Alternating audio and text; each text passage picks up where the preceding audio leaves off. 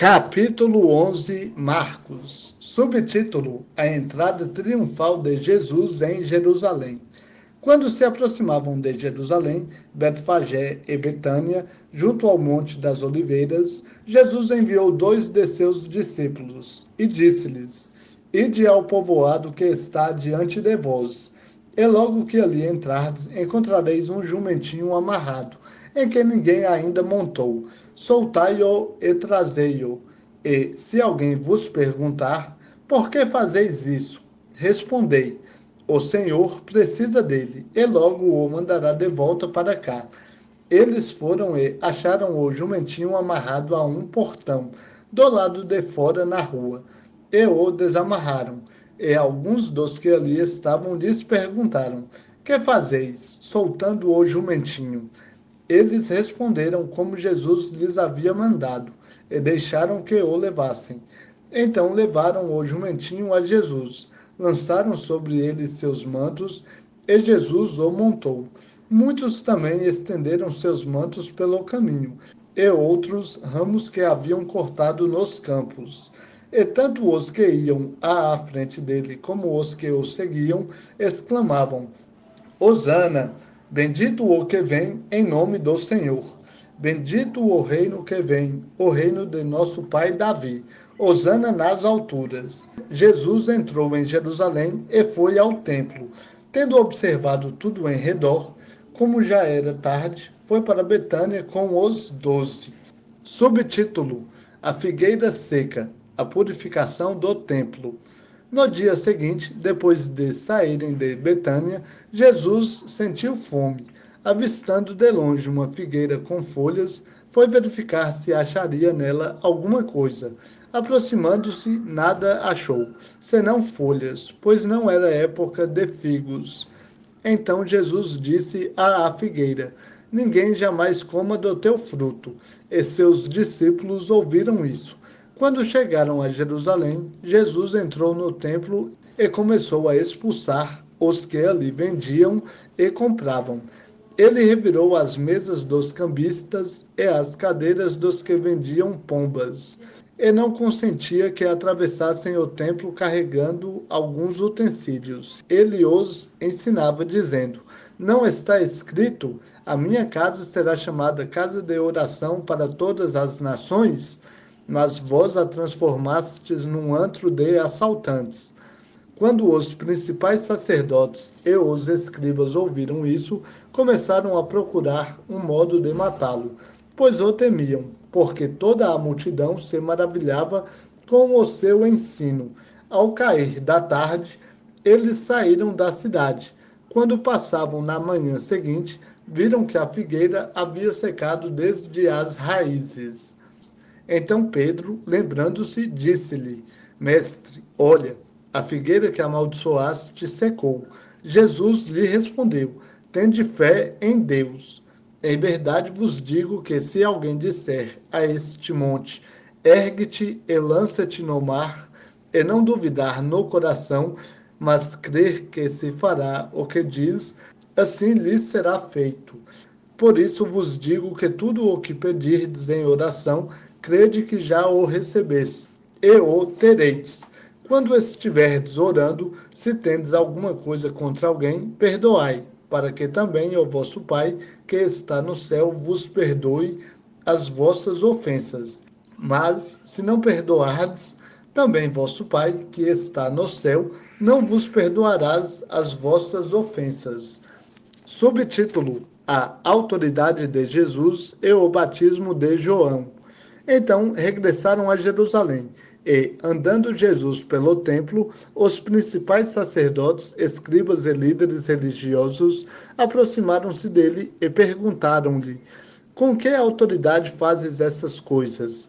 Quem te deu autoridade para fazê-las? Jesus lhes respondeu: Eu vos perguntarei uma coisa, respondei-me, e eu vos direi com que autoridade faço essas coisas. O batismo de João era do céu ou dos homens? Respondei-me. Eles, então, puseram-se a discutir entre si. Se dissermos, é do céu, ele dirá, por que não crestes nele? Mas, se dissermos, é dos homens. Temiam o povo, pois de fato todos consideravam João um profeta. Então responderam a Jesus: Não sabemos. E ele lhes disse: Nem eu vos digo com que autoridade faço essas coisas. Capítulo 12, Marcos. Subtítulo: A parábola dos agricultores maus. Então Jesus começou a falar-lhes por parábolas. Um homem plantou uma vinha, fez uma cerca ao redor dela, cavou um tanque de espremer uvas e edificou uma torre. Depois arrendou-a a alguns agricultores e saiu de viagem. No devido tempo, enviou um servo aos agricultores para que recebesse deles do fruto da vinha. Mas, dominando-o, eles o espancaram e o mandaram embora de mãos vazias. De novo, enviou-lhes outro servo, mas o feriram na cabeça e o insultaram. Então enviou ainda outro, mas eles o mataram. Também enviou muitos outros, dos quais a uns espancaram e a outros mataram. E restava-lhe ainda um, o seu filho amado. Então, por último, o enviou a eles, dizendo: A meu filho respeitarão. Mas aqueles agricultores disseram entre si: Este é o herdeiro, vamos matá-lo e a herança será nossa. E, agarrando-o, mataram-no e lançaram-no fora da vinha. Portanto, o que o senhor da vinha fará? Irá e matará os agricultores e dará a vinha a outros. Nunca lestes esta escritura. A pedra que os construtores rejeitaram tornou-se a pedra angular. Isso foi feito pelo Senhor e é maravilhoso aos nossos olhos. Procuraram então prendê-lo, mas temeram a multidão, pois perceberam que havia proferido essa parábola contra eles, e, deixando-o, retiraram-se. Subtítulo: A questão do tributo. Enviaram-lhe alguns fariseus e herodianos, para que o apanhassem em alguma palavra. Aproximando-se, disseram-lhe: Jesus, sabemos que és verdadeiro e não deixas que ninguém te influencie, porque não julgas pela aparência dos homens, mas ensinas o caminho de Deus segundo a verdade. É correto pagar tributo a César ou não? Devemos ou não devemos pagar? Mas, percebendo a hipocrisia deles, Jesus lhes respondeu: Por que me colocais à prova? Trazei-me um denário, para que eu o veja. E eles trouxeram. Jesus lhes perguntou: De quem é esta imagem e inscrição? Eles responderam: De César. Então Jesus lhes disse: Dai a César o que é de César, e a Deus o que é de Deus. E admiravam-se dele. Subtítulo: Os saduceus e a ressurreição. Então se aproximaram dele alguns saduceus, que dizem não haver ressurreição, e perguntaram-lhe: Mestre, Moisés nos deixou escrito que se um homem morrer, deixando mulher sem filhos, seu irmão deverá casar com a viúva e suscitar descendência ao irmão. Havia 7 irmãos. O primeiro casou-se e morreu sem deixar descendência. O segundo casou-se com a viúva e morreu, não deixando descendência. Da mesma forma, o terceiro. E assim os 7. E não deixaram descendência. Depois de todos, a mulher também morreu. Na ressurreição, de qual deles será ela esposa? Pois os 7 a tiveram como esposa. Jesus lhes respondeu: Acaso não errais por não conhecer as Escrituras nem o poder de Deus? Ao ressuscitar, os mortos não se casam nem se dão em casamento. Pelo contrário, são como os anjos nos céus. Quanto aos mortos ressuscitarem, não lestes no livro de Moisés, na passagem em que se fala da sarça, como Deus lhe disse: Eu sou o Deus de Abraão, o Deus de Isaque e o Deus de Jacó? Ele não é Deus de mortos, mas de vivos. grande é o vosso erro. Subtítulo: O primeiro de todos os mandamentos. Aproximou-se dele um dos escribas que os ouvira discutir e, percebendo que lhes havia respondido bem, perguntou-lhe: Qual é o principal de todos os mandamentos? Jesus respondeu: O principal é: Ouve, Israel, o Senhor nosso Deus é o único Senhor. Amarás o Senhor, teu Deus, de todo o coração, de toda a alma, de todo o entendimento e de todas as forças. E o segundo é este: amarás o teu próximo como a ti mesmo. Não há outro mandamento maior do que esses. E o escriba lhe disse: Muito bem, mestre. É verdade que ele é o único Deus e que, além dele, não há outro, e que amá-lo de todo o coração, de todo o entendimento e de todas as forças, e amar o próximo como a si mesmo, vale mais do que todos os holocaustos e sacrifícios.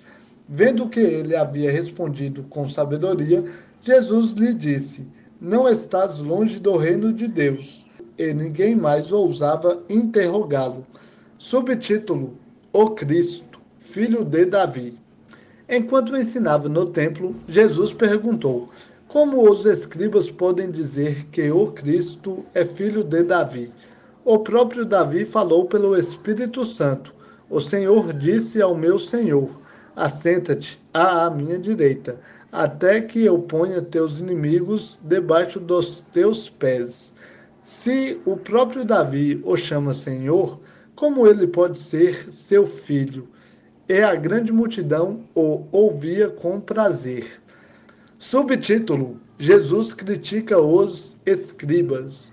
E Jesus continuava a ensinar, dizendo: Cuidado com os escribas, que gostam de andar com roupas compridas, de ser cumprimentados em público, gostam dos primeiros assentos nas sinagogas e dos primeiros lugares nos banquetes.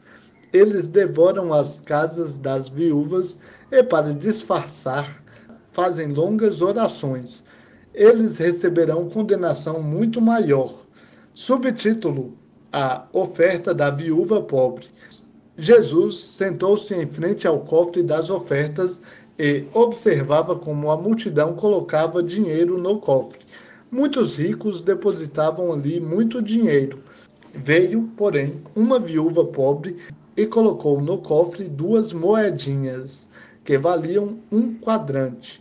Chamando ele os discípulos, disse-lhes: Em verdade vos digo que esta viúva pobre deu mais do que todos os que colocaram ofertas no cofre, porque todos deram do que lhes sobrava, mas ela, da sua pobreza, deu tudo o que possuía, todo o seu sustento. Capítulo 13, Marcos. Subtítulo: O Sermão Profético. O princípio das dores. Quando saía do templo, um dos seus discípulos lhe disse: Mestre, olha que pedras, que edifícios. Então Jesus lhe disse: Vês estes grandes edifícios? Aqui não se deixará pedra sobre pedra, que não seja derrubada. Quando Jesus estava sentado no Monte das Oliveiras, em frente ao templo, Pedro, Tiago, João e André perguntaram-lhe em particular: Dize-nos quando acontecerão essas coisas e que sinal haverá quando todas elas estiverem para se cumprir. Então Jesus começou a dizer-lhes: Cuidado, ninguém vos engane. Muitos virão em meu nome, dizendo: Sou eu, e enganarão a muitos. Quando, porém, ouvirdes falar em guerras e rumores de guerras, não vos perturbeis. É necessário que assim aconteça, mas ainda não é o fim, pois nação se levantará contra nação e reino contra reino. Em vários lugares haverá terremotos e fome. Isso será o princípio das dores. Mas tende cuidado, pois por minha causa vos entregarão aos tribunais e às sinagogas, e sereis espancados. Também sereis levados perante governadores e reis, para lhes servir de testemunho. Mas é necessário que primeiro o evangelho seja pregado a todas as nações. Quando vos levarem para vos entregar ao tribunal, não vos preocupeis com o que haveis de dizer. Falai o que vos for dado falar naquela hora, porque não sois vós que falais, mas o Espírito Santo. Um irmão entregará à morte seu irmão, e um pai seu filho. Filhos se levantarão contra os pais e os matarão. Sereis odiados por todos por causa do meu nome, mas quem perseverar até o fim, esse será salvo. Subtítulo: A Grande Tribulação. Quando virdes a abominação assoladora no lugar em que não deve estar, quem lê, entenda. Então, os que estiverem na Judéia, fujam para os montes. Quem estiver no telhado, não desça, nem entre para tirar alguma coisa da sua casa. E quem estiver no campo, não volte para buscar sua roupa. Ai das que estiverem grávidas e das que amamentarem naqueles dias. Orai para que isso não aconteça no inverno, porque naqueles dias haverá tribulação, como nunca houve desde que Deus criou o mundo até agora, nem jamais haverá. Se o Senhor não abreviasse aqueles dias, ninguém seria salvo. Mas por causa dos eleitos que escolheu, ele abreviou aqueles dias. Então, se alguém vos disser, aqui está o Cristo, ou ali está ele, não acrediteis, porque surgirão falsos cristos e falsos profetas, que farão sinais e milagres para, se possível, enganar até os escolhidos. Tende cuidado, pois vos tenho dito tudo com antecedência. Subtítulo: A vinda do Filho do Homem. Mas naqueles dias, depois daquela tribulação, o sol escurecerá, a lua não dará a sua luz, as estrelas cairão do céu, e os poderes que estão no céu serão abalados. Então o Filho do Homem será visto vindo nas nuvens, com grande poder e glória.